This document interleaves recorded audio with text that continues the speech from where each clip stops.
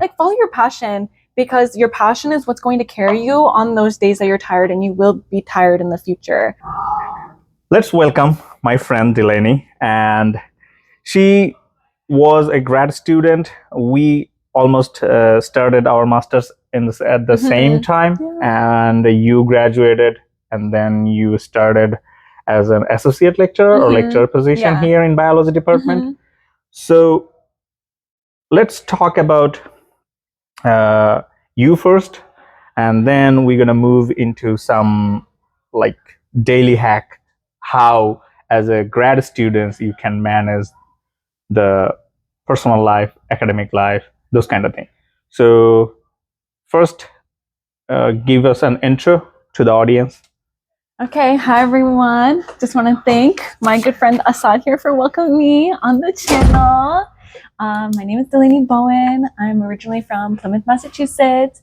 I'm a proud UMass Boston alumni. I did my undergrad here, and then I stayed to do my master's here in Dr. Jill McCoska's lab. And then I was lucky enough to stay and teach here the very classes that I took as an undergrad here. So yeah, it's lucky. Something I never imagined, that I would go from being the student to being the one teaching. And I'm really grateful for that opportunity. I love UMass Boston so much. So you taught as a professional lecturer. Before that, you also TA'd, right? During your master's? Yes. So which class you TA? I TA'd for genetics for 3 years. Yeah. For 3 years? Yeah. Awesome. Cool. That was my favorite class. So then, of course, the next question comes, like, so now in a grad school, what to do, what not to do from your point of view? Okay, I think one thing that I've realized from teaching is, like, I don't know if you have this in your classes, but when you show up to class, like, you should be prepared. Like, that professor put a lot of energy and time and has, like, important information to teach you. And I think sometimes, like, when I was an undergrad and even grad, I didn't really fully comprehend that. And, like, you know, sometimes you just, like, open your computer, maybe you start getting distracted, and you think, like, oh, no one notices, like, it's not obvious, but it's really obvious if you're not paying attention and you're, like, not listening at all and you're just looking at email. So I would say that's definitely something not to do, because I think you should respect the professor's time, and that's why you're here, is to learn. So I think that's definitely a fault that I'm not going to do anymore. And I think it's always good to show respect to people who are, like, serving you and teaching you. Yes. So that's one thing not to do.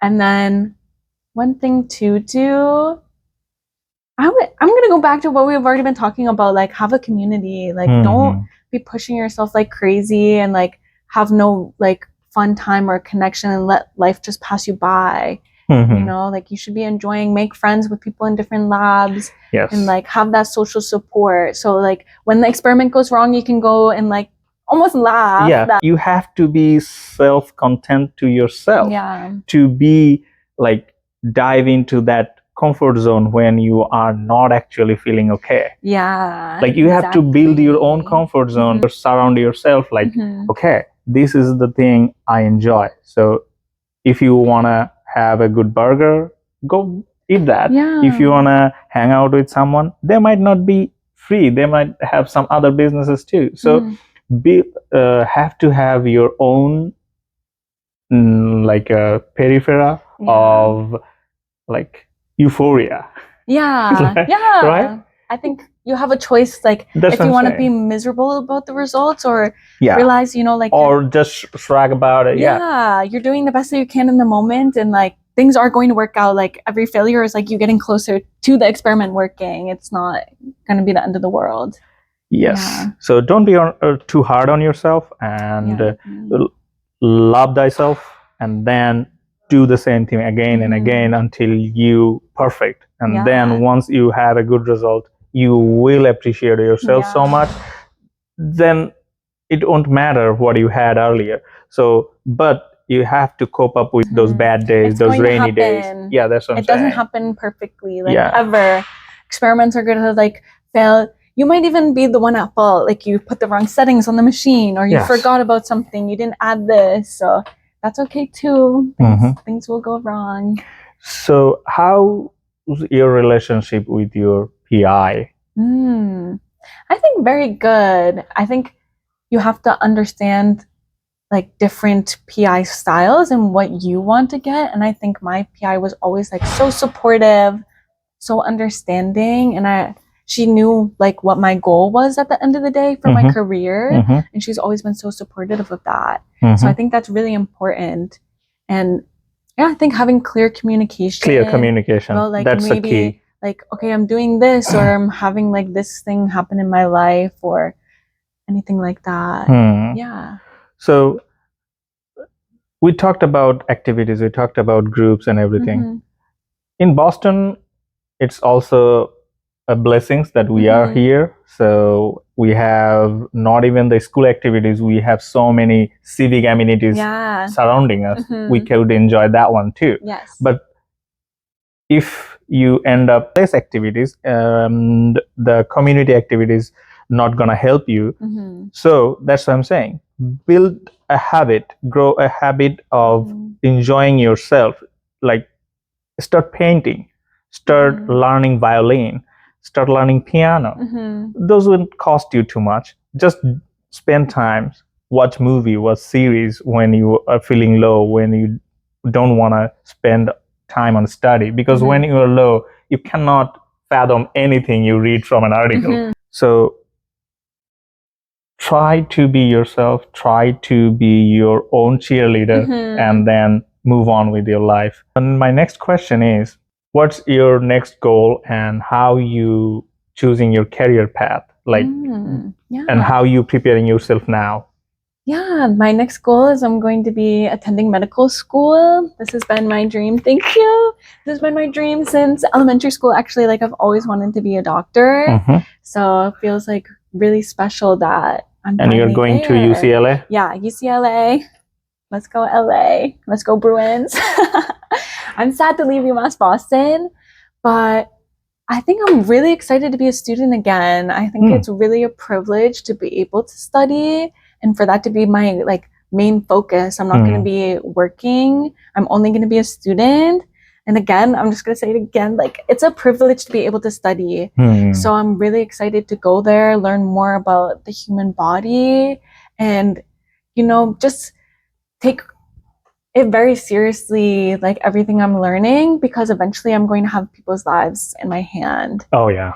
And I think I have like so many other sub goals along with that, like being able to serve different communities and bring more health equity to the world, and, you know, just be a positive influence on my future patients. Yeah, I have no doubt about that. And shout out to that too, because there will be another good doctor in the community. We look forward to seeing you come with the flying colors and everything. Definitely. So thank you. Thanks for stopping by and talking to the new students coming, those who are like shy and meek to applying for the new schools.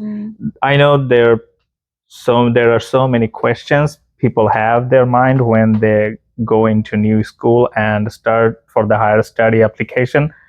So I would say don't feel nervous or don't be pessimistic. Just go for it. Whatever you want to do, just try.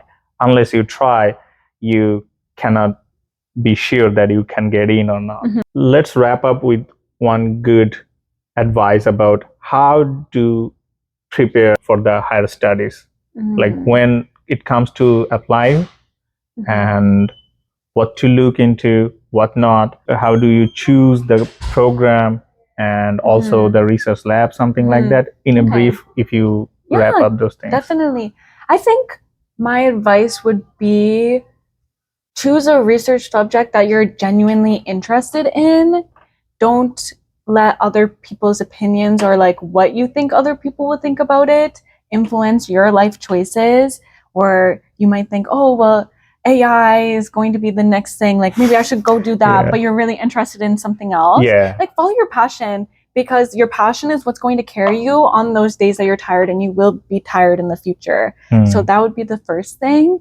And then for the application process, if you have to write something like a personal statement or take an interview, I think take time to really reflect on like who you are and your own unique experiences, because everyone has their own unique experiences, and try not to say like vague statements like, oh, I want to help people, but say, you know, because of my experience like working with this specific community in this time, I gained like this skill, and be like very specific and really showcase like who you are as a person.